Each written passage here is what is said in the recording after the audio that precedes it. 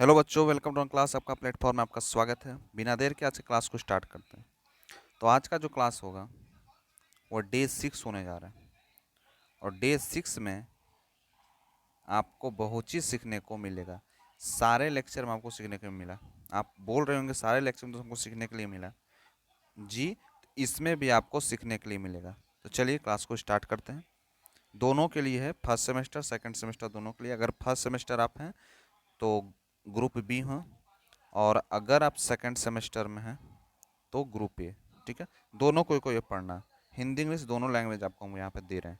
आपको कोई भी दिक्कत परेशानी नहीं करेगी। शुरू में आप लोग जाते हैं तो हिंदी मीडियम में या इंग्लिश मीडियम में समझने में दिक्कत हो, आप हिंदी के माध्यम से इंग्लिश को भी आराम से समझ सकते हैं। चलिए स्टार्ट करते हैं आज के क्लास को। आज जो बात होगा डिस्प्लेसमेंट के ऊपर, और डिस्प्लेसमेंट जिसका मतलब होता है विस्थापन। बचपन में आप लोग पढ़ के आए हैं डिस्टेंस किसे कहते हैं, डिस्प्लेसमेंट किसे कहते हैं। फिजिक्स में आप लोग पढ़े होंगे, नाइन्थ में पढ़े होंगे, 10th में भी आप लोग पढ़े होंगे।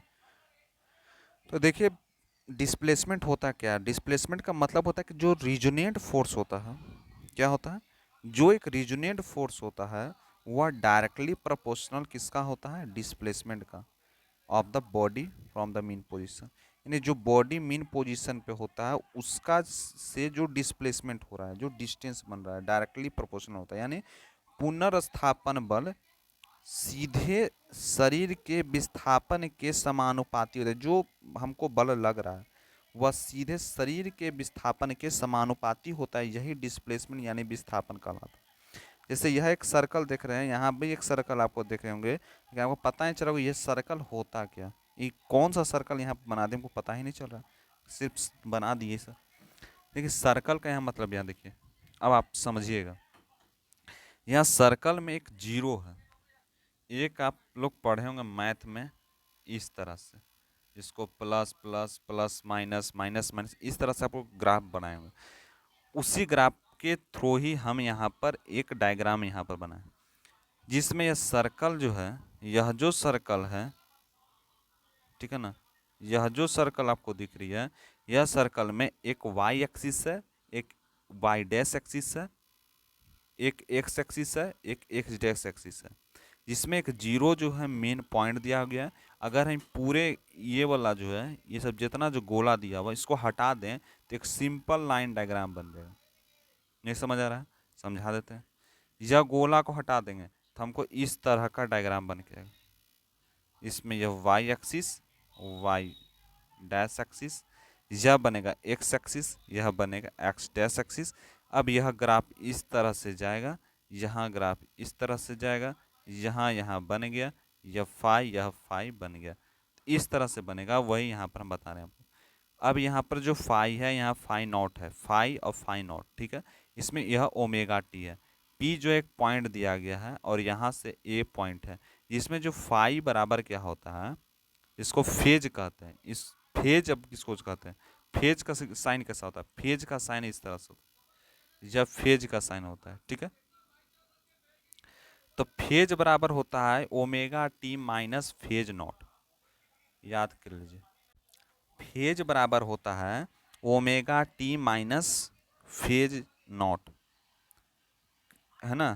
फेज की बात होगी तो फेज यहाँ पर कौन है, यह फेज है। इस फेज को निकालना होगा तो हमको क्या करना होगा, ओमेगा टी ये वाला है और उसमें जो है फेज नॉट लगा देंगे, ठीक है। फिर इस ग्राफ को देखिए तो इसमें ओमेगा टी है, या फेज नॉट है, या जीरो है, पी वाई एक्स एक्सिस है। इसमें फेज की बात किया जाएगा तो फेज बराबर इसमें भी बनेगा omega T plus phi, phase zero होगा। जब इस तरह से ग्राफ बनेगा तो प्लस का साइन होगा, जब इस तरह से ग्राफ बनेगा तो माइनस का साइन होगा। लेकिन दोनों में फार्मूला जो है सेम ही होगा, सिर्फ साइन का चेंज होगा, साइन सिर्फ चेंज होगा। इसमें माइनस, इसमें प्लस, दोनों आपको यहाँ पर दिख रहा होगा। ए पॉइंट्स में एक छिप रहा है, दूसरा पॉइंट्स यहाँ पर है, ठीक है।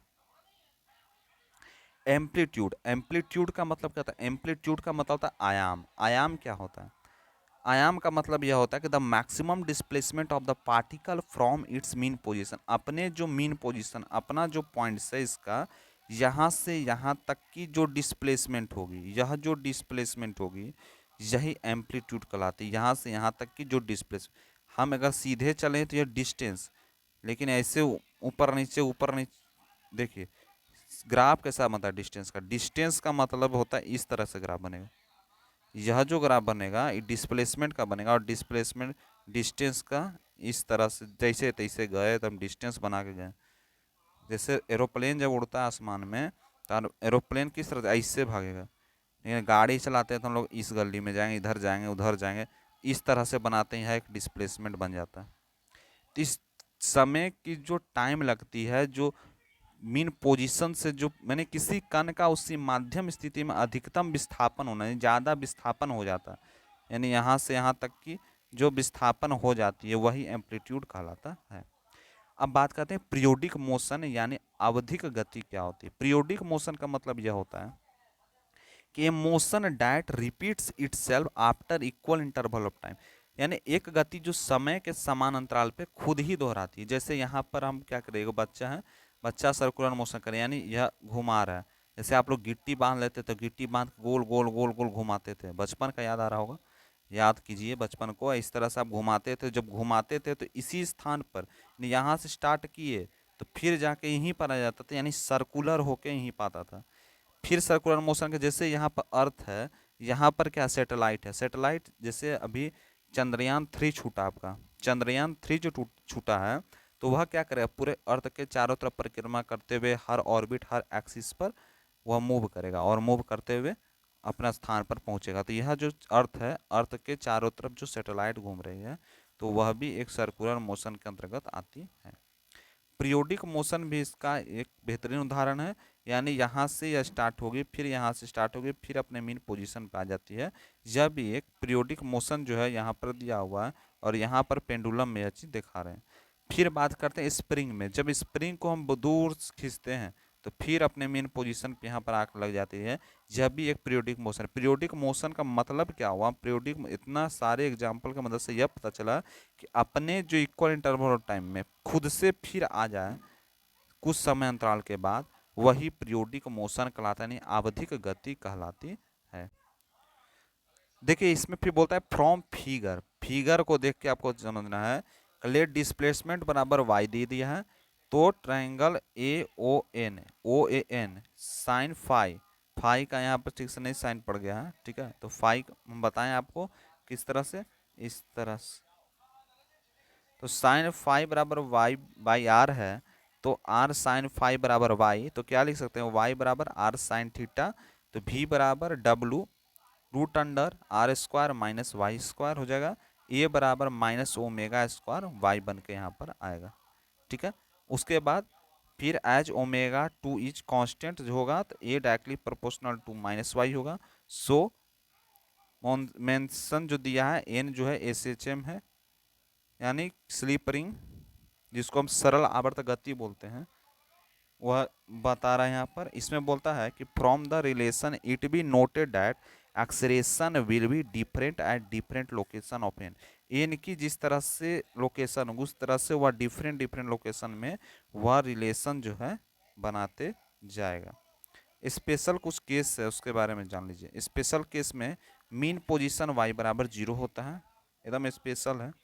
नाउ मीन बराबर पोजीशन बराबर वाई बराबर 0, नाउ ए बराबर माइनस ओमेगा स्क्वायर वाई, ए बराबर 0, तो एक्सीलरेशन 0 मीन भी मीन पोजीशन जो 0 है एक मीन पोजीशन होता है। यहाँ भी आपको एक डायग्राम जो आपको बताया था वही डायग्राम यहाँ पर दिख रहा है।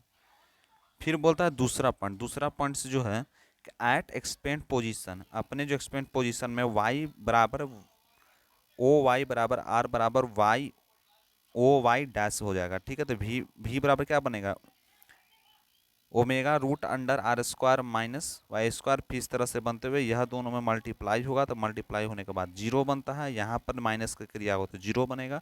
उसके बाद यहाँ पर माइनस ओमेगा स्क्वायर वाई बनेगा, तो ए बराबर माइनस ओमेगा स्क्वायर, तो एक्सीलरेशन जो है मैक्सिमम हो जाता है। फिर बोलते हैं क्या कि the time duration which be particles complete revolution to projection also completed one variation, एक वेरिएशन में कितना वो प्रोजेक्शन कंप्लीट करता है। तो इफ टी जो है टाइम पीरियड हुआ, 2 पाई एंगल होता है जो पार्टिकल को कन्वर्ट करने के लिए होता है, ठीक है। तो ओमेगा बराबर 2 पाई/t हो गया, जो इक्वेशन नंबर 1 बन के आ रहा है। ठीक है, एक इक्वेशन आपको यहाँ पर बन के आया। फिर क्या करते हैं, नाउ एक्सीलरेशन एक प्रोजेक्शन है जिसमें ए जो है -ओमेगा² है, तो ओमेगा² y/a होगा, तो ओमेगा बराबर √y/a होगा। यह इक्वेशन नंबर 2 बन के आ रहा है। फ्रॉम इक्वेशन फर्स्ट सेकंड को लेकर चलेंगे तो 2 पाई/t तो बराबर √y/a, तो t बराबर 2 पाई, यह √a/y, ए एक्सीलरेशन है, y एक डिस्प्लेसमेंट होता है। यह आपको हिंदी में लिखा हुआ। और फ्रीक्वेंसी जो है 1/टाइम पीरियड है, n बराबर 1/t बन के आएगा। नाउ जो है t बराबर यहाँ पर 2 पाई√a/y, 1/s 2 पाई√y/, n बराबर 1/2 पाई√a/y, n बराबर 1, तो 2 पाई√a/y। तो ऐसा यूनिट्स की बात किया जाए तो हर्ज होगी, और हर्ज बराबर 1 साइकिल पर सेकंड होता है, यानी 1 रिवोल्यूशन। एक रिवोल्यूशन करने में 1 साइकिल पर सेकंड लगता है, 1 सेकंड में 1 रिवोल्यूशन होता है। यही हिंदी में आपको यहाँ पर दिख गया होगा। अब बात करते हैं फेज क्या है, यानी चरण क्या है। Phase is the position of the point in time 1 cycle to wave form.